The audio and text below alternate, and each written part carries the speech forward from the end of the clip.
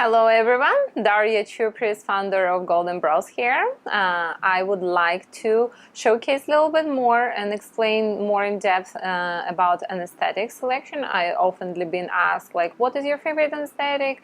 And it's hard to say because for every procedure I have my special one. So I will go and tell you a little bit more about all different anesthetics that we carry in our online store and that I use here. With my experience over 10 years, over a decade in permanent makeup, I've tried them all and I have my favorites, and that's what we actually recommend to our students and to our clients. Let's start with basics. In general, there are two types of anesthetics: pre-numb anesthetics and the anesthetics secondary that work on the broken skin. So pre-numb anesthetics, they will work only on the skin that is unbroken, and secondary anesthetics will work only on the skin that have been already worked on. So for example, Zanza, considering the primary anesthetic, we use it on unbroken skin and we put it thick layer for around 20-30 minutes, and also it's activated better with the moist, so it's recommended to occlude the area with some film or membrane film, so it will create a little bit more moisture and it will work much better this way. Like my other secondary anesthetics, it's ultra duration, for example. So this anesthetic work on the skin that's been open, injured already, and it will start to work much faster this way. So what do we have for primary anesthetics? From our selection, we have Zanza, which you can use for any type of procedure: lips, eyeliner, eyebrows. Again, it's a primary anesthetic. You use it for 20-30 minutes and occlude it. We have comfort cream. Comfort cream can be also used for lips, for eyeliner, for eyebrows. We prefer comfort cream for eyeliner. It has neutral pH level, so it's more safe for the eyes. The same with the eyes are blue from Face and Body. Also, it has neutral pH level, so it's more safe for the eyes.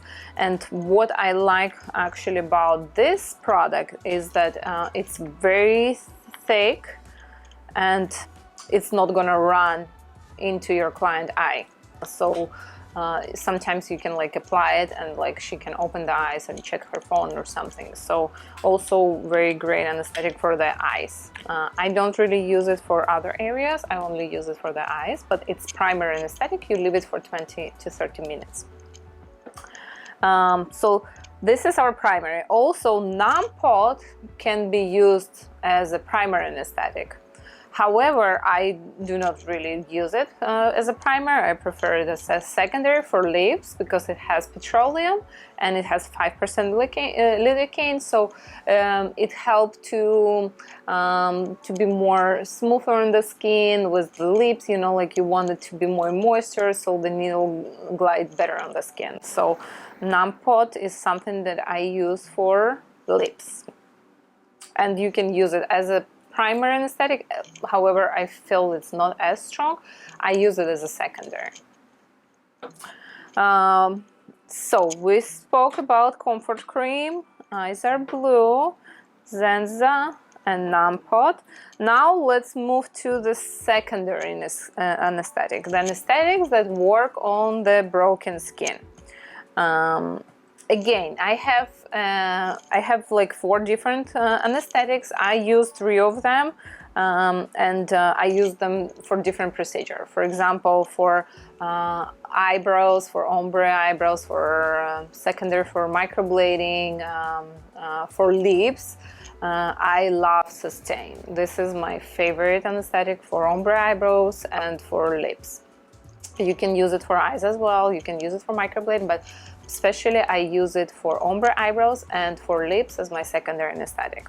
What I like about this anesthetic compared to the TAC, which is very popular anesthetic and work very good, it's very strong, but I like the consistency of the Sustain better because it's a little bit more watery. It's gel consistency, but it's a little bit more watery, so it's not sticky. Compared to the Tag, I feel like it's a little bit has like more sticky texture, you know, and I feel like I prefer Sustain. They both have 4% lidocaine, and they both have epinephrine in it. This one has also tetracaine. I personally feel it's a little bit even more stronger than Tag. So this is about this too.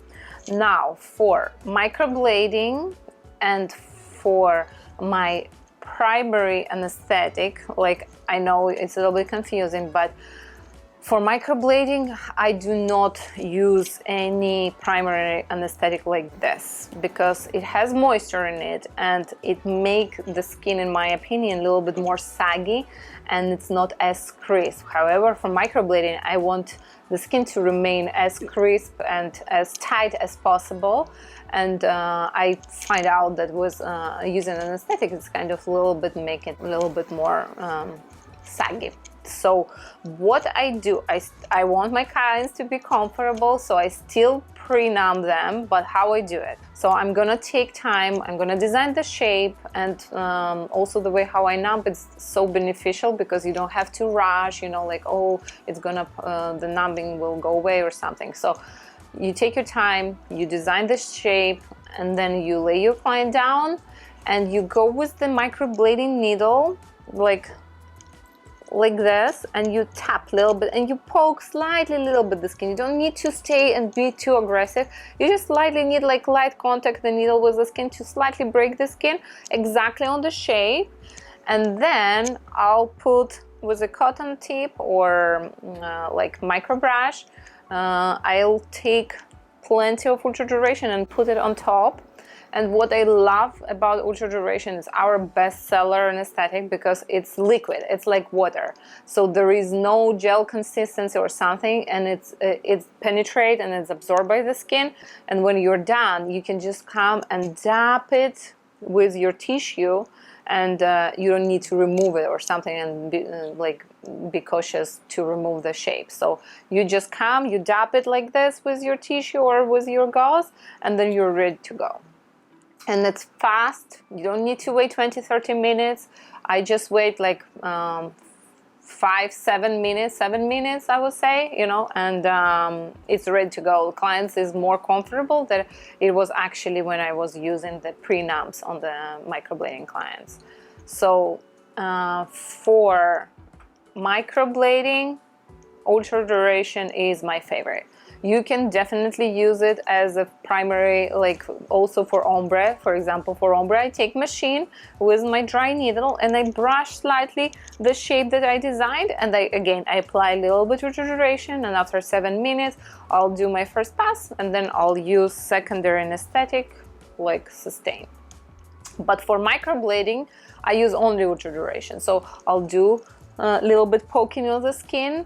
I'll put ultra duration, I'll leave it for 7 minutes, then I'll dab it a little bit with the gauze, and after that I will do my first pass and I will apply again ultra duration. So for microblading, and you can use it also as a primary for your ombre. For ombre you can use like Zanza as well, because we don't care so much for ombre to the skin to have this you know, like crisp consistency. For ombre actually it's okay to have like a little bit more moist skin. So for ombre, Zanza is okay as a primary, but for microblading I use ultra duration with tapping the skin as a primary. Okay, and then one other anesthetic to mention is Blue Eyes. It's also lidocaine and tetracaine. I use it for eyes. I prefer it, I don't know, maybe it's my idea or something, but I feel it helps a little bit better with the swollenness of the eyes. I mean, you could use Sustain as well. It's not gonna make huge of a difference, but since I have it and I've been using it for many years, I feel like it helped a little bit better with the swollenness of eye areas, such as gentle and sensitive area. Again, this is secondary anesthetic. You can use it for eyebrows, you can use it for lips, you can do it for eyeliner, but I personally use it for eyeliner only. Also, all the anesthetics, they contain lidocaine, and some of them have tetracaine, some of them have epinephrine. Epinephrine shrink the blood vessels, so it helps a little bit to stop bleeding if you have more sensitive client with more bleeding.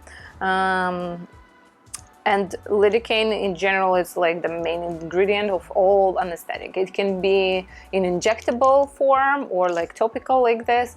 I just want to let you know that in United States we're not allowed to use more than 5% lidocaine on the skin. We are not medically licensed to use more than 5%, and therefore we stay with 5% anesthetics, and actually they work pretty good and our clients are quite comfortable during the procedure.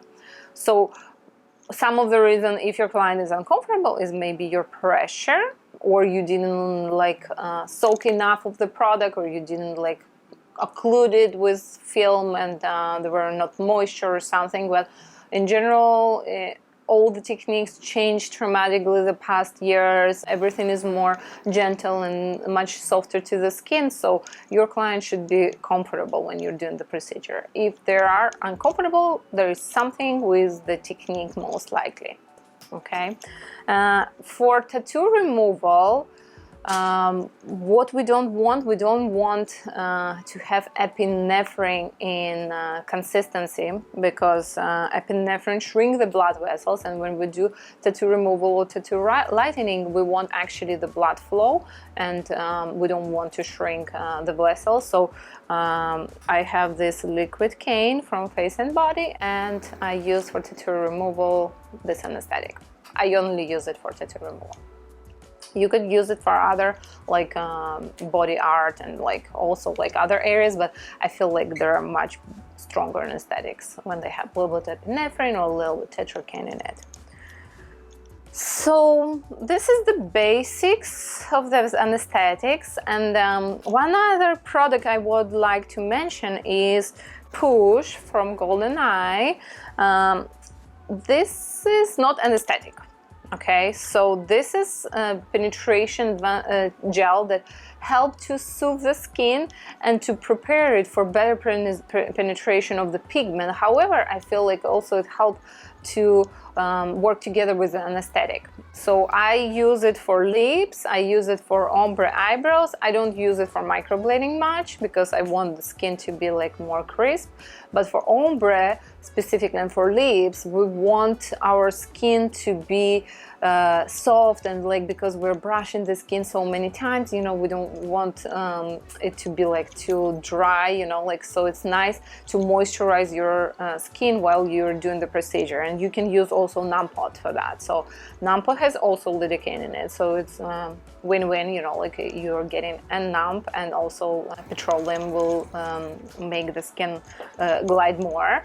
I prefer the Push, and again, the Push help you to little bit to soften the skin. It has like nice, very nice texture. It makes the skin to absorb the pigments and like also your anesthetic better. So I use it, like I apply thin layer of the Push, and then on top I put my anesthetic and I leave it to numb, you know, and then I also put a little bit, just push in between like passes. So something that can go along with the anesthetics. So I think I covered everything. Thank you for watching, and I hope you have better understanding on anesthetics now and which use on for each area. And if you have more questions, please email us, and see you in the next video.